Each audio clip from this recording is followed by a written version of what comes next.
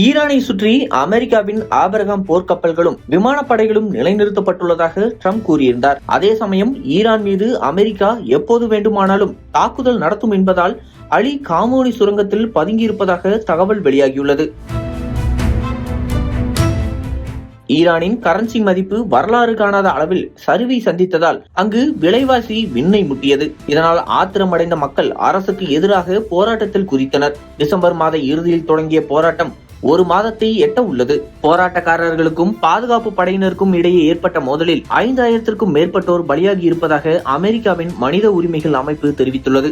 அதே சமயம் போராட்டத்தில் ஈடுபட்டு கைதான 800 பேருக்கு மரண தண்டனை விதிக்க இருந்ததை ட்ரம்ப் நிறுத்தியதாக கூறியிருந்தார். ட்ரம்பின் இந்த கருத்தை ஈரான் மறுத்தது மட்டுமின்றி மரண தண்டனை தொடர்பாக எந்த முடிவையும் எடுக்கவில்லை என விளக்கம் அளித்துள்ளது. மறுபுறம் ஈரானில் அணு ஆயுத உற்பத்தியை தொடங்கினாலோ அல்லது கைதான நபர்களுக்கு மரண தண்டனையை வழங்கினாலோ ஈரான் மீது எந்த நேரத்திலும் தாக்குதல் நடத்தப்படலாம் என ட்ரம்ப் எச்சரிக்கை விடுத்திருந்தார். நாங்களும் தாக்குதல் நடத்த தயாராக இருக்கிறோம் என ஈரானின் பாதுகாப்பு படை அமெரிக்காவுக்கு பதிலடி கொடுத்திருந்தது.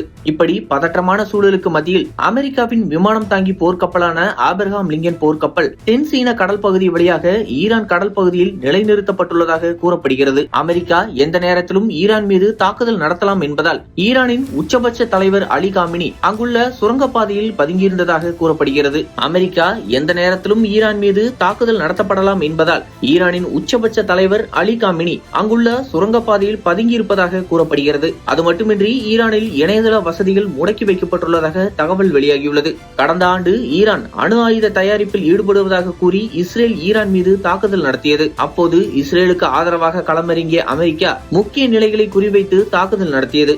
அப்போது அலி காமேனி அங்குள்ள சுரங்கப்பாதையில் பதுங்கிக் கொண்டு உயிர் தப்பினார் என்பது குறிப்பிடத்தக்கது.